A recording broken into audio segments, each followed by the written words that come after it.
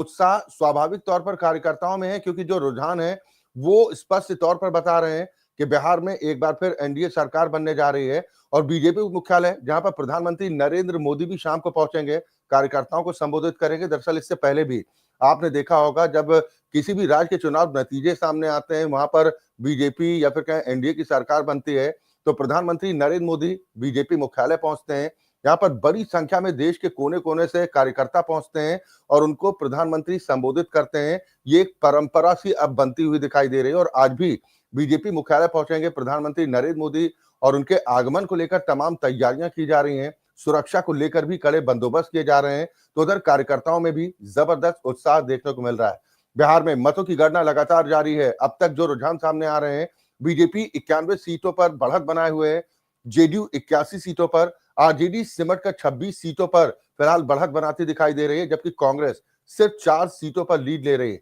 रुझान देखकर महागठबंधन को बुरी तरह से झटका लगा है। अखिलेश यादव ने परिणामों को एसआईआर से जोड़ा है। हालांकि इससे पहले वो दावा कर रहे थे कि अब की बार बिहार में बदलाव की बयार है और अब की बार तेजस्वी सरकार होगी, यानी परिवर्तन का दावा कर रहे थे। और अब सवाल उठा रहे हैं कि बिहार में एसआईआर ने खेल कर दिया। समाजवादी पार्टी के मुखिया अखिलेश यादव, जो तेजस्वी यादव के पक्ष में प्रचार करने के लिए भी पहुंचे थे, लेकिन अखिलेश यादव ने कहा कि यूपी में खेला नहीं होने देंगे। आपको बता दें कि 2027 में देश के सबसे बड़े सूबे उत्तर प्रदेश में भी विधानसभा के चुनाव होने हैं, लेकिन अब अखिलेश यादव की तरफ से ये कहा जा रहा है कि एसआईआर के नाम पर जो बिहार में खेला हुआ, वो खेला वो उत्तर प्रदेश में नहीं होने देंगे। हालांकि पहले ये दावा उनकी तरफ से किया जा रहा था कि इस बार बिहार में परिवर्तन होने जा रहा है। महागठबंधन की तरफ से दावा किया जा रहा था, बाकायदा पोस्टर वॉर भी देखने को मिले थे। आरजेडी मुख्यालय के बाहर पोस्टर लगाए गए, बिहार में बदलाव की बयार, अब की बार तेजस्वी सरकार। तो उधर नीतीश खेमे की तरफ से, यानी कि जेडीयू की तरफ से भी बाकायदा कई जगहों पर पोस्टर चस्पा किए गए, जिसमें स्पष्ट तौर पर लिखा गया कि 25 से 30 एक बार फिर से नीतीश। और ये भविष्यवाणी कहीं ना कहीं अब सच साबित होती दिखाई दे रही है, क्योंकि जो अब तक रुझान सामने आ रहे हैं, अब बहुत बड़ा कोई चमत्कार होगा इस बात की संभावनाएं बेहद कम है। हाँ, सीटों में थोड़ा उतार चढ़ाव जरूर देखने को मिल सकता है, लेकिन अब कोई अचानक से ये पूरा रिजल्ट पलट जाएगा, इस बात की संभावनाएं बेहद कम दिखाई देती हैं।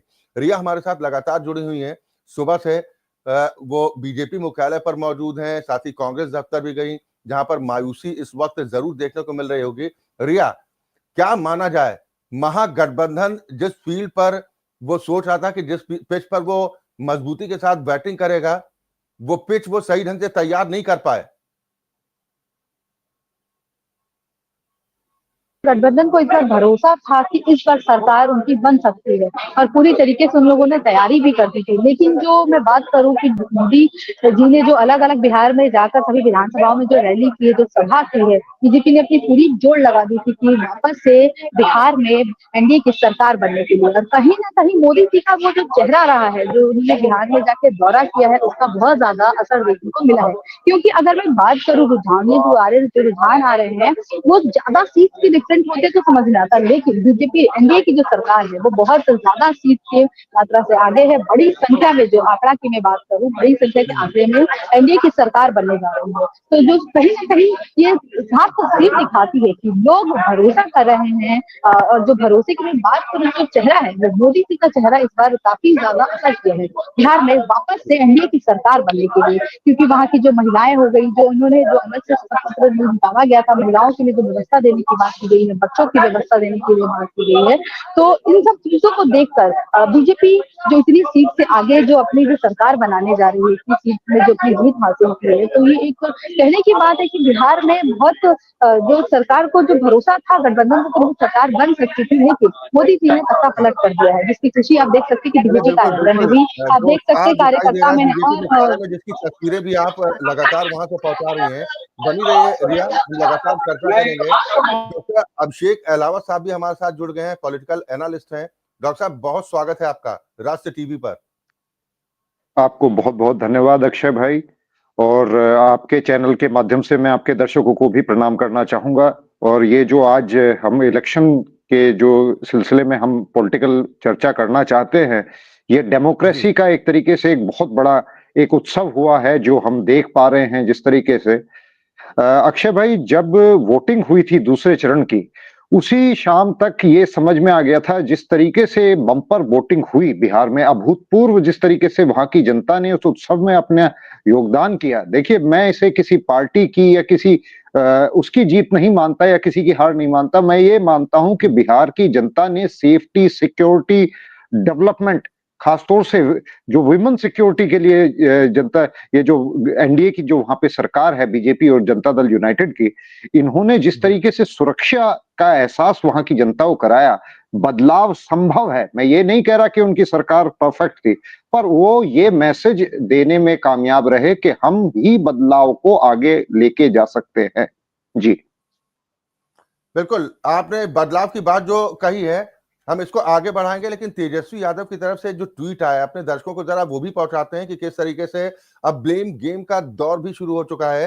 हालांकि वो अपने कार्यकर्ताओं को, पार्टी कार्यकर्ताओं को इस बात का भरोसा दिला रहे हैं कि घबराने की जरूरत नहीं है, अभी कई दौर की वोटिंग होना बाकी है और जैसे जैसे शाम होगी लालटेन जलनी शुरू हो जाएगी। हालांकि बीजेपी की तरफ से कहा जा रहा है कि लालटेन का युग तो खत्म हो गया, एलईडी का दौर है, लेकिन ट्वीट लगातार किए जा रहे हैं, एक के बाद एक तेजस्वी यादव की तरफ से निर्वाचन आयोग पर भी सवाल उठाए जा रहे हैं। साथ ही अब जो बयान इस तरीके के सामने आ रहे हैं कि भाई एसआईआर के माध्यम से खेल करने की कोशिश की गई है। समाजवादी पार्टी के मुखिया अखिलेश यादव का इसमें ट्वीट आता है और वो कहते हैं कि बिहार में तो एसआईआर के नाम पर खेला हो गया, लेकिन उत्तर प्रदेश में हम ऐसा होने नहीं देंगे। लेकिन बड़ा सवाल ये है कि क्या इन सब बातों से आम जनता इत्तेफाक रखती है? क्योंकि वो जनता जो अब कहीं ज्यादा जागरूक हो चुकी है। डॉक्टर साहब, जो बार-बार ये तो तरीका हो गया बचाव का कि भाई हम नहीं हारे, हमें तो ईवीएम ने हरा दिया, वोट चोरी ने हरा दिया, निर्वाचन आयोग ने हरा दिया। भाई कुछ तो अपने लिए रखना चाहिए। अगर स्वीकार कर लेंगे नहीं हम चुनाव हार गए, तो ये बचाव है ना? देखिए, जिस तरीके का चुनावी वादे जिस तरीके के कांग्रेस और आरजेडी के द्वारा की जा रहे थे, जिस तरीके का इनका चुनावी मैनिफेस्टो था, उसके बारे जी, में जब सवाल पूछे गए कि ये तो बिहार के बजट के भी कई गुना है, आप कैसे ये सब वादे कर सकते हैं? आज की जी, तारीख में इन्हें लगता है कि जैसे पहले झूठे वादों पे जनता वोट दे दिया करती थी, आज इन्हें समझना चाहिए हमारे देश में 100 से ज्यादा टीवी चैनल हैं और कई हजार यूट्यूब चैनल हैं छोटे-छोटे, जो छोटी-छोटी चीजों को आज की तारीख में उठा के जनता के सामने प्रस्तुत कर रही है। अब जनता को बेवकूफ बनाना इतना आसान नहीं रह गया है। अगर वाकई में जे आरजेडी और कांग्रेस अगर वाकई में वो सीरियस हैं, चुनाव जीतना चाहते हैं, तो उन्हें अपनी थोड़ी ये जो परिपाटी है इसे बदलना पड़ेगा। उनके हुँ, परिपाटी खासतौर से राहुल गांधी के जिस तरीके से शुरुआत उन्होंने इस चुनाव की तभी से उनके बयान इस तरीके के आने लग गए थे, जिससे एहसास था कि वो हताश हैं। उन्हें पहले ही दिखाई दे गया था कि बिहार में वो जीत नहीं रहे हैं, इसलिए पहले ही उन्होंने इलेक्शन कमिश्नर को टारगेट करना शुरू कर दिया, एसआईआर को टारगेट करना शुरू कर दिया। ऐसा नहीं है कि देश में पहली बार एसआईआर की प्रक्रिया हो रही है, हर चुनाव से पहले होती है। हाँ, पिछले कुछ समय जब यूपीए की गवर्नमेंट थी, उस समय इस पे रोक लगा दी गई थी। क्या कारण थे, मेरे को इसकी जानकारी आज तक स्पष्ट नहीं है, परंतु ये सही जी, समय था, ये होनी चाहिए, समयवार होनी चाहिए, इसकी तो मांग करनी चाहिए हर पार्टी को। और मैं तो अखिलेश यादव जी से कहूंगा कि अगर आपको अभी भी यूपी में कोई फाइटिंग चांस चाहिए, तो अपने हुँ, कार्यकर्ताओं से कहिए कि एसआईआर में जाके बूथ लेवल पे एक्टिव हो जाएं, जाके अपने वोटर्स की वोट्स को रिन्यू कराएं, एसआईआर में सहयोग करें, ना कि केवल इलेक्शन कमीशन की तरफ उंगली उठा के खड़े रहना। इलेक्शन कमीशन अपनी तरफ से ट्रमेंडस जॉब कर रहा है, मैं इसके लिए इलेक्शन कमीशन को और जो बिहार का जो प्रशासन रहा जिसने इलेक्शन मैनेज किया, मैं उन सबको बधाई देना चाहूंगा और उनको बहुत बहुत साधुवाद देना चाहूंगा, क्योंकि आपको याद होगा अक्षय जी, पहले जब बिहार में इलेक्शंस हुआ करते थे तो हमेशा खबरें आया करती थी कि वहां पे फायरिंग होगी, वहां पे इतने लोग मर गए, वहां पे ये बूथ कैप्चरिंग होगी। आप याद करिए, जब ये आरजेडी का समय था, जब 90 के जी, दशक में वहां पे कोई इलेक्शन ऐसा नहीं होता था जब रक्त रंजित इलेक्शन ना होता हो। इस बार ऐसा लगा कि पहली बार बिहार की जनता ने निर्भीक होकर, निडर होकर अपने मन से वोट डाली है। तो इस बात को सभी को एक्सेप्ट करना चाहिए, हारने वालों को भी इंट्रोस्पेक्ट करना चाहिए और आगे के लिए अपनी नीतियों को चेंज करना चाहिए। धन्यवाद। एक तरफ एनडीए का मजबूत जोड़, जिसमें बीजेपी जैसी स्ट्रेटेजिक पार्टी जिसके बारे में कहा जाता है कि वो चुनाव की रणनीति तो चुनाव जैसे ही खत्म होता है अगले चुनाव की तैयारियां तभी से शुरू कर देती है। दूसरी तरफ महागठबंधन की तमाम पार्टियां हैं जो कहते हैं ना कि कुछ बच्चे होते हैं एग्जाम से कुछ दिन पहले 24 घंटे सोचते हैं कि पढ़ाई करके हम जो पूरे साल पढ़ाई करता है उसको हम डिफीट दे देंगे। ऐसा बहुत कम होता है कि अगर इस तरह का कोई चमत्कार हो जाए। लेकिन एक चीज और देखने को मिली, महागठबंधन में फिर वही उत्तर प्रदेश वाला अखिलेश और राहुल की जोड़ी की तर्ज पर यहाँ पर तेजस्वी राहुल की जोड़ी प्रमोट की गई। लेकिन आपको नहीं लग रहा कि एनडीए से मुकाबला करने के बजाय आपस में ही एक दूसरे से मुकाबला ज्यादा करते दिखाई दिए हैं?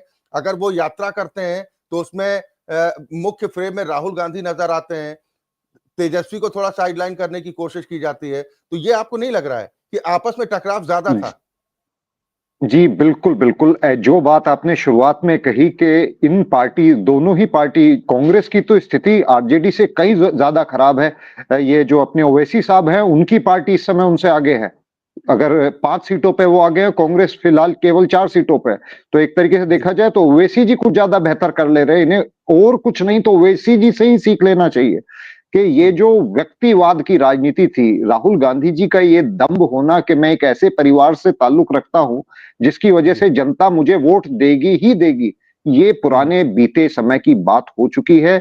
वही तेजस्वी यादव जी और राहुल गांधी जी वही फॉर्मूला बार-बार ये आजमा रहे हैं। यूपी में भी इन्होंने आजमाया, पिछले इलेक्शंस में भी ये सेम फॉर्मूला अपना रहे हैं और जब इनको ये मालूम चल गया है कि ये फॉर्मूला फेल है, मेरी ये समझ के परे है किस तरीके के सलाहकार राहुल गांधी जी के और आरजेडी के हैं, जो उन्हें यही फेल्ड फॉर्मूला दोबारा से दोबारा अप्लाई करने के लिए कहते हैं।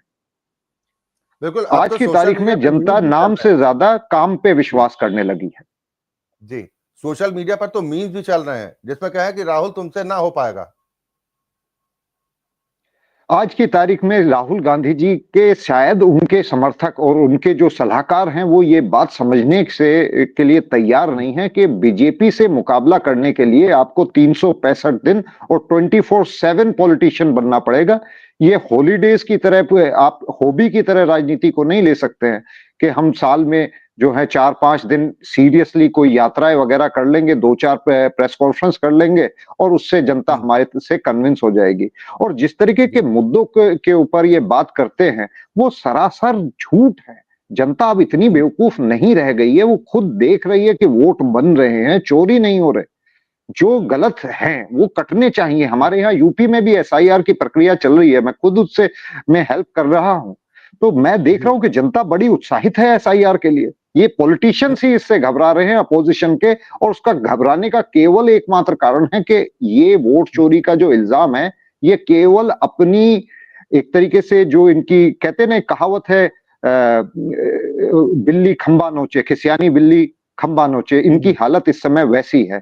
ये अपनी गलतियों को नहीं पहचान पा रहे हैं, इल्जाम दूसरों पे डाल रहे हैं। कल को हो सकता है ये जनता को भी गाली देनी शुरू कर दे कि जनता जो है सारी की सारी मोदी जी ने खरीद ली है, सारी जनता उन्हें वोट दे रही है।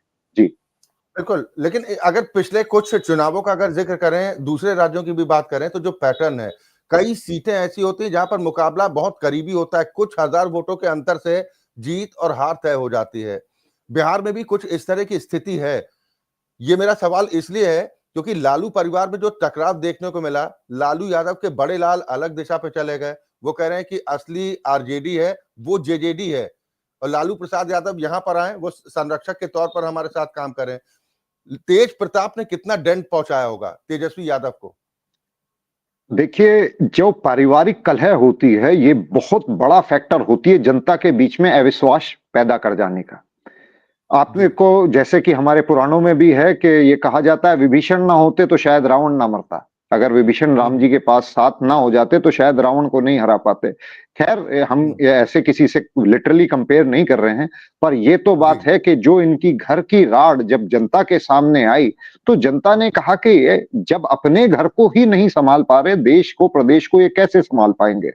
और देखिए जो बिहार है ये मगध साम्राज्य की राजधानी रहा है, और मगध एक समय इतिहास में भारत की राजधानी था। भारत के सबसे बड़े एम्पायर्स में से एक मगध का साम्राज्य रहा है, जिसकी राजधानी पाटलिपुत्र और बिहार में हुआ करती थी।